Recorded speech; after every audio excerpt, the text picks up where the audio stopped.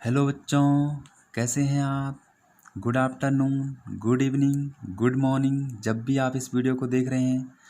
तो बच्चों, आज हम लेके आए हैं यूनिट सेकंड सॉल्यूशन का लेक्चर नंबर 2, और जिसमें हम कल डिस्कस कर रहे थे टेम्परेचर डिपेंडेंट कंसंट्रेशन टर्म। आज हम उसकी चौथी कंसंट्रेशन टर्म लेके आए हैं, नॉर्मलता। ठीक, नॉर्मलता बच्चों, पहले केस में जब आपसे 5-6 साल पहले हम जो टाइट्रेशन करते थे बच्चों, वो नॉर्मलिटी के करते थे। ठीक है, नॉर्मलता के करते थे।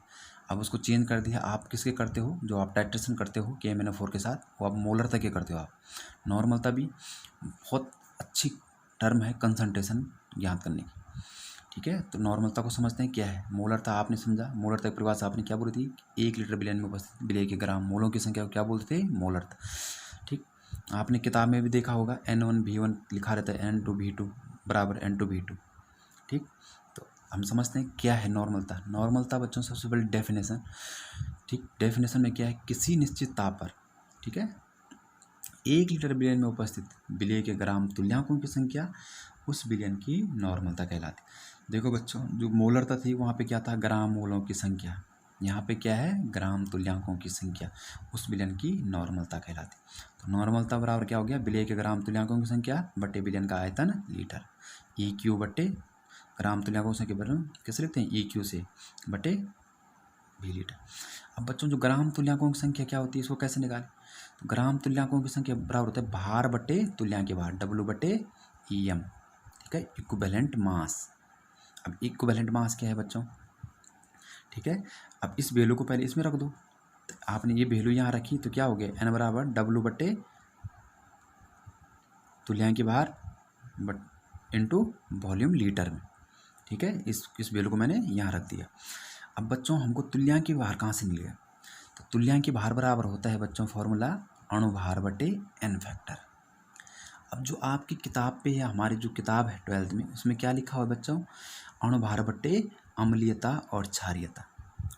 ठीक है, लेकिन मैंने इसको आपके लिए N फैक्टर लेके आया, क्योंकि बच्चों अम्लीयता और क्षारीयता किस लेते हैं, अम्ल क्या होते हैं, जो जल में H+ आयन देते हैं, और क्षार क्या होते हैं, जो जल में OH- आयन देते हैं। तो बच्चों, केवल हमारे पास वही कंपोनेंट नहीं जो हमारे पास H+ आयन देते हों और OH- आयन देते हों, कुछ और भी हैं, जैसे सॉल्ट हो गए, तो कैसे निकालोगे। ठीक है चीज़ वही, लेकिन N फैक्टर से हम हर किसी का निकाल सकते हैं बच्चों। और मैंने आपको 11 में बताया था, आप N फैक्टर क्या है, और ये भी जान लें कि अम्लीयता किसके लिए है, यहाँ ये क्षार के लिए हमने 11 में पढ़ा था। ठीक है, एसिडिटी होती है बेस के लिए और बेसिसिटी होती है एसिड के लिए। ठीक है, ये टर्म यूज की है, मतलब N फैक्टर की जगह अम्लीयता और क्षारीयता। तो अगर आप अपने ज्ञान को यहीं रखना चाहते हो तो अम्लीय और क्षारीयता समझें। अगर आप चाहते हो कि हाँ कि हमने आगे भी पढ़ना है और हम इसके बेसिक जानना चाहते हैं, तो N फैक्टर। तो बच्चों N फैक्टर, ठीक है, ये हो गया EM। इस वैल्यू को बच्चों यहाँ रख दो। ठीक, तो मैंने क्या हो गया, W बटे molar mass into V litre, ऊपर चले गए N फैक्टर। अगर आप इसको यहाँ रखोगे M बटे मोलर मास बटे N फैक्टर कहाँ चले जाएगा, ऊपर। ठीक, तो ये होता है बच्चों, मतलब नॉर्मल तो रहा क्या, विलेय का भार बटे विलेय का अणुभार। ठीक, N फैक्टर किसका, विलेय का बटे बिलियन का आयतन। ठीक, अगर बच्चों आयतन मैंने बोला अगर ml में दे रखा हो तो ऊपर 1000 से गुणा कर देना, और ml को क्या करोगे आप, 1000 से भाग करोगे तो ये ऊपर चले जाएगा 1000 से। तो ये आपका नॉर्मलता का फॉर्मूला है बच्चों। अब हम सीखते हैं कि N फैक्टर कैसे निकले। देखो बच्चों, अगर अम्लीयता या क्षारीयता, तो अम्ल के लिए मैंने बोला, ये इसको आप लिख सकते हो बेसिसिटी। ठीक है, अम्लता क्या बोलते हैं, बेसिसिटी। ठीक, तो बच्चों सबसे पहले तो जानते हैं अम्ल क्या होते हैं। बच्चों, अम्ल वे होते हैं जो जलीय विलयन में क्या करते हैं, H+ आयन देते हैं। ठीक है, उनको अम्ल बोलते हैं। ठीक है, N फैक्टर क्या होता है, हम ये तो बोलते हैं कि जलीय विलयन में अम्ल के द्वारा कितने H+ आयन दिए गए हैं, जितने वो H+ आयन देगा बच्चों, वही उसका N फैक्टर है। तो यहाँ पे तो आप यही करते हो, जो आप अम्लीयता क्षारीयता रखते हो कि कितने H+ आयन देगा, तो जितने देगा वो यहाँ पे वही रखना है, और N फैक्टर में भी वही रखना है कि जलीय विलयन में कोई जो कंपोनेंट है, जो एसिड है, वो कितने H+ आयन देता है बच्चों, उसी को हम बोलते हैं N फैक्टर। तो बच्चों जैसे मैंने दिखाया HCl, AQ का मतलब है बच्चों जलीय, तो ये जल में क्या देगा, H+ आयन और Cl-, क्योंकि कंप्लीटली डिसोसिएट होगा। तो कितने H प्लस आयन दिए बच्चों इसने? एक तो दिया, तो एन फैक्टर कितना हो गया? एक। अब सपोज दैट HCl आपके पास विलेय है वहाँ पे, तो HCl का अणु भार कितना होता है? 35.5 इसका हुआ, और एक हाइड्रोजन का 36.5 हुआ। तो बटे आपका क्या था? एन फैक्टर था। एन फैक्टर क्या होगा? एक से भाग कर दो तो आंसर तो वही आना है। अब H2SO4 बच्चों, एक मतलब जलीय में कितना देगा? 2H प्लस SO4 माइनस, तो कितने H प्लस आयन दिए? 2। तो एन फैक्टर कितना हो गया बच्चों? 2। एक्सेप्शन हो सकता है H2SO4 बच्चों, ठीक है, H प्लस HSO4 देता है पहले, ठीक है, तो एन फैक्टर कितना होगा? एक H प्लस दिया। अब आप बोलोगे सर ये एक भी दे सकता है, दो भी दे सकता है, मैंने इसलिए बोलता है एक्सेप्शन। तो बच्चों आपको दिक्कत नहीं होगी, सॉल्यूशन के अंदर आपको डायरेक्टली 2H ही देगा, ठीक है। मतलब आप बोलोगे कि एन फैक्टर एक रखें या दो रखें, तो मैंने बोला आप इस चैप्टर के अंदर एन फैक्टर 2 रख के देना। अगर एक रखना होगा तो क्वेश्चन में उसको इंट्रोड्यूस कर देगा, ठीक है बच्चों। तो ये मतलब कभी कभी क्या करते हैं हम जल्दीबाजी में, हमको पता क्वेश्चन में ये दे रखा और एन फैक्टर 2 रख के आ गए, तो गलत है। वो क्वेश्चन में मेंशन करेगा उस चीज़ को, ठीक है। तो इसी तरह H2SO4 का, इसी प्रकार एसिटिक एसिड का, क्योंकि बच्चों ये देखो मैंने ये साम्यावस्था वाला लगा रखा है, दोनों ओर चल रहा है, बैकवर्ड फॉरवर्ड चल रहा है, क्योंकि बच्चों एसिटिक एसिड क्या होता है? वीक एसिड, पूर्णतः डिसोसिएट नहीं होता है जल के साथ, 100% डिसोसिएट नहीं होता है। तो ये क्या देगा? CH3CO minus H plus. तो कितने H प्लस दिया अभी तो सिंपल हमको दिख रहा है कि एक। तो एन फैक्टर कितना हो गया बच्चों? एक।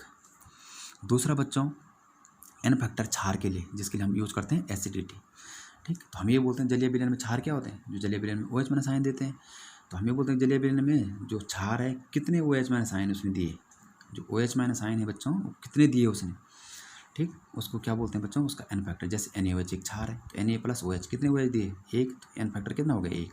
KOH में K प्लस OH कितने दिए? एक। तो एन फैक्टर एक। MgOH मैग्नीशियम हाइड्रोक्साइड कितना हुआ? Mg plus 2H, N factor कितना हो गया? 2। तो इस तरह से निकालते हैं। अब बच्चों थोड़ा लवण के लिए भी सीख लो, क्योंकि मैंने बोला था ना एसिड बेसिस सिर्फ इन दो के लिए। अब लवण है, कोई लवण जैसे NaCl है, तो बच्चों लवणों के लिए जो एन फैक्टर निकाल जाता है, ठीक है। जो लवण होता है उसमें टोटल मैग्नीट्यूड कितना है, परिमाण कितना है पॉजिटिव नेगेटिव का, ठीक है। टोटल मैग्नीट्यूड लिया जाता है बच्चों, उसी वही उसका एन फैक्टर है। मतलब एग्जाम्पल समझो, जैसे आपके पास Na2CO3, तो ये पानी में क्या अगर टूटेगा तो क्या देगा? 2Na प्लस और 2CO3। इस पे चार्ज कितना है? 2। एक पे जब एक है तो 2 पे कितना हुआ? 2। और CO पे कितना हुआ? -2। तो माइनस तो अभी तो न्यूट्रल है, तो एन फैक्टर चार्ज कितना है इस पर? 2। तो एन फैक्टर कितना हो गया? 2। NaCl में एक Na दिया, एक Cl, तभी तो न्यूट्रल है, तो चार्ज का मैग्नीट्यूड कितना है? एन फैक्टर एक। एक प्लस है, ये एक माइनस है, एन फैक्टर कितना हो गया? एक। Al2SO4 का होता है में कितना हुआ? N factor. देखो बच्चों SO4 का होता है एक, इस पे कितना है? 3। एक पे कितना है? 3। तो 2 पे कितना हुआ? 6। तभी तो SO4 में कितना होता है? -2, आपको पता है। तो 3 दूनी 6, तभी तो न्यूट्रल होगा। तो एन फैक्टर कितना हो गया इसका? 6। दूसरे बच्चों आपके पास जो होते हैं ऑक्सीकारक या अपचायक, ठीक, जो आपकी केमिस्ट्री में यूज होते हैं बच्चों डी ब्लॉक एलिमेंट के अंदर, और आप टाइट्रेशन में उनको यूज़ करते हैं। तो ऑक्सीडाइजिंग या रिड्यूसिंग एजेंट का एन फैक्टर कैसे निकालते हैं बच्चों? हम ये सीखते हैं, ठीक। जो ऑक्सीकारक होते हैं बच्चों या रिड्यूसिंग एजेंट होते हैं, उनके जो हम एन फैक्टर निकालते हैं, ठीक, हम नंबर ऑफ कितने इलेक्ट्रॉन ट्रांसफ़र हुए हैं जब वो ऑक्सीकृत हुआ है या अपचयित हुआ है, ठीक है, कितने इलेक्ट्रॉन उसने गेन किए हैं, कितने उसने लॉस किए, वही बच्चों उसका एन फैक्टर होता है। जैसे हम KMnO4 हमारे पास एग्जाम्पल है, बहुत यूज होता है 12th लेवल में, पोटेशियम परमैंगनेट। KMnO4, अगर KMnO4 बच्चों एसिडिक मीडियम में, ऑक्जेलिक एसिड या जब हम टाइट्रेशन कराते हैं तो एसिड डालते हैं, एसिडिक मीडियम में बच्चों KMnO4 क्या देता है? Mn+2 में कन्वर्ट हो जाता है। अब कैसे Mn+2 में? देखो KMnO4 में मैग्नीज की ऑक्सीडेशन नंबर कितनी है? देखो ऑक्सीजन 4 है, एक ऑक्सीजन पे -2, 4, 4 दूनी कितना हुआ बच्चों? 8। मैग्नीज का निकालना है, K का कितना होता है? 1 फिक्स होता है। 4 दूनी 8, 8 में से एक गया -7, उधर गया +7, तो कितना हो गया? +7 है बच्चों इसमें। और यहाँ ये क्या बना रहा है? एसिडिक मीडियम H प्लस की प्रेजेंस में Mn+2। तो 7 से 2 पे आ गए हैं बच्चों, 7 में मतलब इसने क्या किया? 5 इलेक्ट्रॉन गेन किए, तो ट्रांसफ़र कितने इलेक्ट्रॉन हुए? 5 इलेक्ट्रॉन बच्चों। तो इसलिए इसके एन फैक्टर क्या हो गया? 5। Acidic medium. ठीक, यही बात हम अगर उसकी बात करें किसकी, KMnO4 की बेसिक मीडियम में क्षारीय माध्यम में अगर हम बेस डाल दें तो ये क्या देता है बच्चों, K2MnO4 में कन्वर्ट हो जाता है। तो मैंने इसको आयन फॉर्म में लिखा है MnO4-2। यहाँ पे +7 है, ऑक्सीडेशन अभी निकाली हमने। तो यहाँ पे कितना हुआ बच्चों, 4 दूनी 8, 8 में से 2 गया 6, तो 7 में से 1 इलेक्ट्रॉन प्राप्त किया, 6 हो गए ना, 1 इलेक्ट्रॉन इसने क्या किया, गेन किया। तो एन फैक्टर कितना हो गया, 1। इसी प्रकार बच्चों KMnO4 उदासीन माध्यम है, जब हम कुछ न डालें उसे न्यूट्रल माध्यम तो ये MnO2 में कन्वर्ट हो जाता है बच्चों। तो यहाँ पे तो +7 थी, अभी निकाला हमने पहले, यहाँ निकालो 2 दूनी 4, तो कितना हो गया, +4। ठीक, तो 7 में से 4 आया, कितने इलेक्ट्रॉन गेन किसने, 3 इलेक्ट्रॉन बच्चों, 3 इलेक्ट्रॉन, तो एन फैक्टर कितना होगा, 3। तो ये है बच्चों एन फैक्टर। अब अभी बच्चों आपने एक चीज़ पढ़ा, एन बराबर आपने बोला क्या, एन बराबर क्या बोला, EQ बटे ग्राम तुल्यांकों की संख्या बटे आयतन, 1 लीटर बिलियन में से ग्राम तुल्यांकों की संख्या। EQ बराबर बोलो तो आपने बोला W बटे भार बटे तुल्यांक की भार इंटू V लीटर।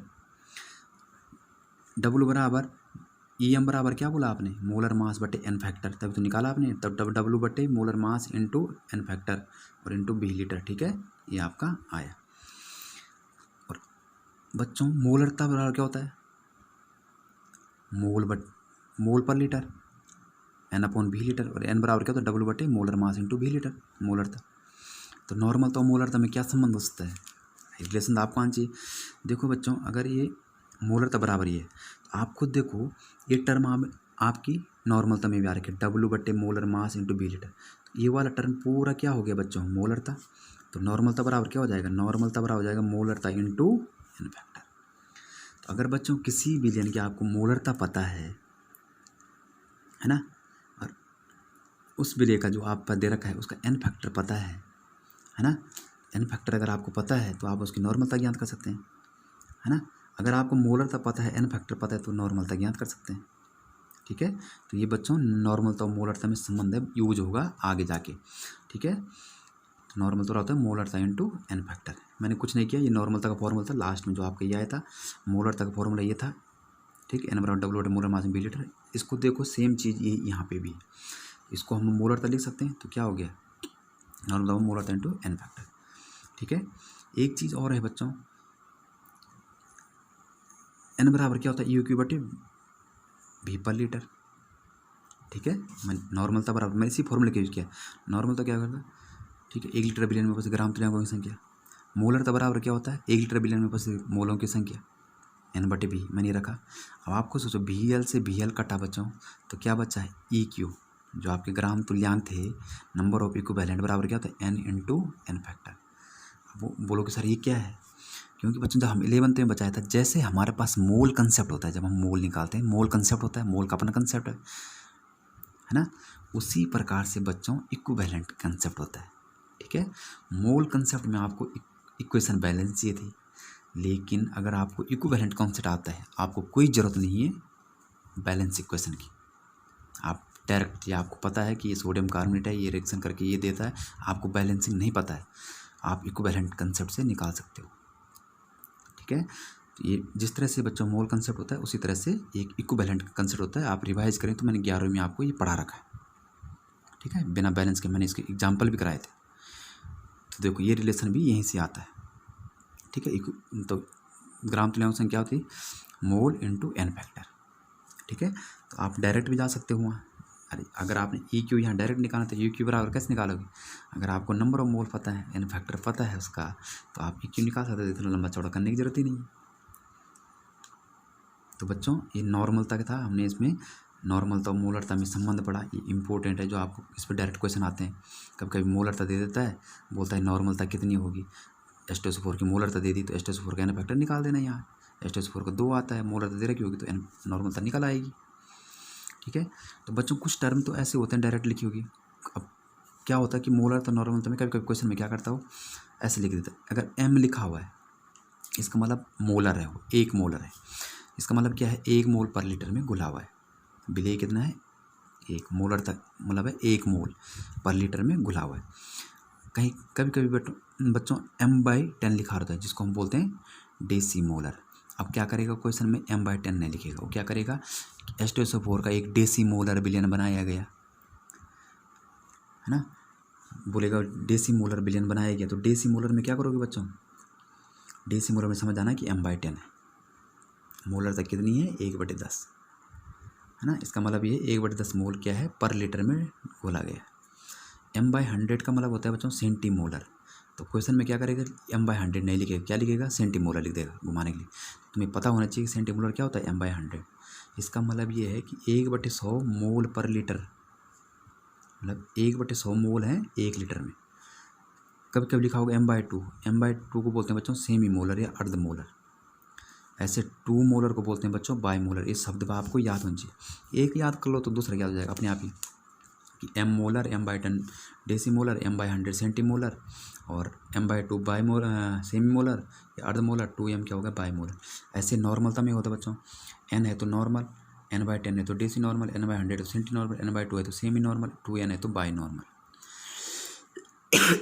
ये क्वेश्चन बच्चों कभी कभी क्वेश्चन में इस तरह से लिख देता है, m/100 ऐसे नहीं लिखेगा, सेंटी सेमी का प्रयोग कर देगा, ठीक है। तो बच्चों मैंने जो अभी तक हमने इसमें पढ़े, इसमें मैंने 2-3 न्यूमेरिकल लिखे हैं, तो आप इनको देखें किस तरह से। देखो बच्चों एक क्वेश्चन है, 10 ग्राम सुक्रोज को 100 ग्राम जल में घोला गया है, विलयन में सुक्रोज का द्रव्यमान प्रतिशत ज्ञात कीजिए। देखो बच्चों 10 ग्राम सुक्रोज को 100 ग्राम, तो जल विलायक की मात्रा कितनी है 100 ग्राम, सुक्रोज विलय की मात्रा कितनी है 10 ग्राम, तो विलयन का द्रव्यमान कितना होगा बच्चों, क्योंकि यहाँ तो इस पर दे रखा ना, तो 100 + 10 कितना होगा 110 ग्राम। तो सुक्रोज का द्रव्यमान प्रतिशत कितना होता है, विलय की मात्रा बटे विलयन की मात्रा।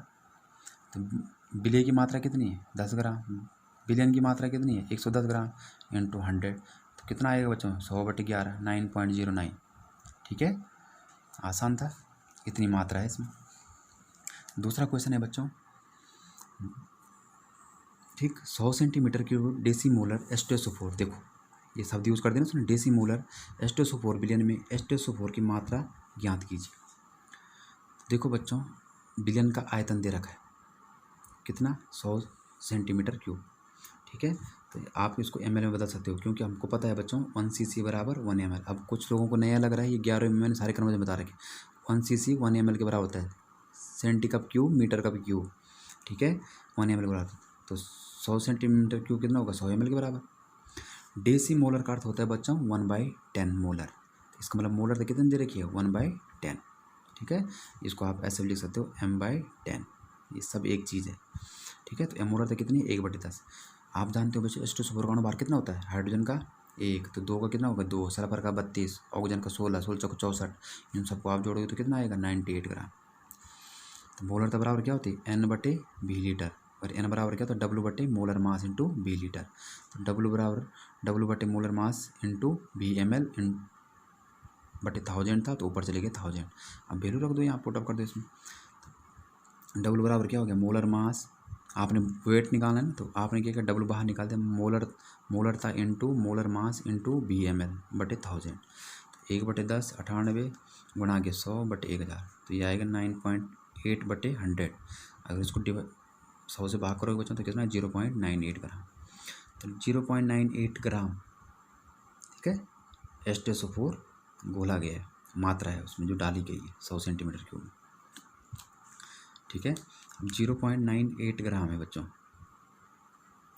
ठीक है, तो काफ़ी मात्रा है, ठीक। दूसरा एक बहुत इंपॉर्टेंट क्वेश्चन है जो बोर्ड में ज़्यादातर पूछा जाता है बच्चों, 0.63 ग्राम ऑक्जेलिक अम्ल को 100 सेंटीमीटर क्यूब जल में घोलकर 1 विलयन बनाया गया, विलयन की नॉर्मलता ज्ञात कीजिए। ठीक बच्चों ऑक्जेलिक एसिड फॉर्मूला क्या होता है COH का वोल्टवाइज 2H2, आप इसको ऐसे लिख सकते हो COOH,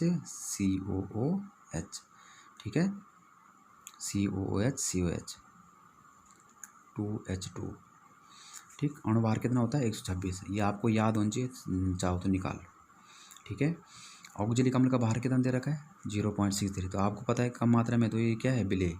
वॉल्यूम कितना दे रखा है 100 सेंटीमीटर क्यूब, ठीक है 100 सेंटीमीटर क्यूब, तो आपको पता है 1 cc 1 ml के बराबर, तो कितना हो गया 100 ml। n बराबर क्या होता है बच्चों EQ/ ग्राम तुल्यांकों की संख्या बटे लीटर, 1 लीटर वॉल्यूम में।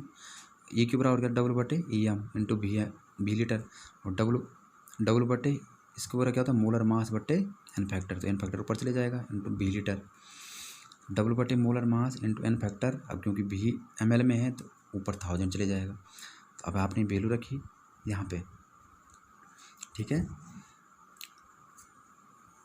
डब्ल्यू की वैल्यू 0.63 ग्राम। एन फैक्टर कितना है बच्चों ऑक्सिलिक एसिड में, कितने एच प्लस निकलेंगे यहाँ से, 2 तो निकलेंगे, यहाँ से 2 एच निकलेंगे, तो 2 एच प्लस आयन हो गए, तो एन फैक्टर कितना होगा 2 इंटू 1000, मोलर मास 126, वॉल्यूम कितना हो गया, वॉल्यूम कितना हो गया 100, ठीक है 100। अब आपने क्या किया, पॉइंट हटाने के लिए क्या किया आपने, 100 से नीचे गुणा कर दिया, तब पॉइंट हट गया, तो ये 2 से कट गया, 63 दूनी 126, 2 से 2 कैंसिल, 2 0 से 2 0 कैंसिल, 1 0 से 1 0 कैंसिल, तो 1/10, तो कितना आ गया 0 ग्राम इक्विवेलेंट, ठीक है, पर लीटर, ठीक है। ये है बच्चों इसकी नॉर्मलता, ठीक। आई होप आपको समझ में आया होगा, ठीक। और थोड़ा स्पीड में लगा होगा तो आप वीडियो स्लो करके यूट्यूब में स्लो करके भी देख सकते हो, ठीक। पर बच्चों प्रैक्टिस आपने करनी है, हमारा सिर्फ हम आपके लिए माध्यम है, हम आपको बता सकते हैं, ठीक है। अगर आपको फिर भी कहीं दिक्कत लगे, बुक्स आपके पास अगर होंगी तो आप कुछ न्यूमेरिकल वहाँ से उठाते चलें, ठीक। मैं आपको कुछ अच्छे से कंसेप्ट दूंगा यहाँ पे, ताकि आपको बोर्ड लेवल में आसानी हो क्वेश्चन निकालने में, क्योंकि बोर्ड लेवल में आपने क्वेश्चन निकालने हैं बच्चों, ठीक। और एक क्वेश्चन जरूर आता है 2 नंबर का, 3 नंबर का, ठीक है। इससे यही इंपॉर्टेंट पार्ट है बोर्ड के लिए, इस चैप्टर में न्यूमेरिकल सबसे ज़्यादा इसी चैप्टर से आएंगे आपको, ठीक है। थैंक यू बच्चों, ऑल द बेस्ट।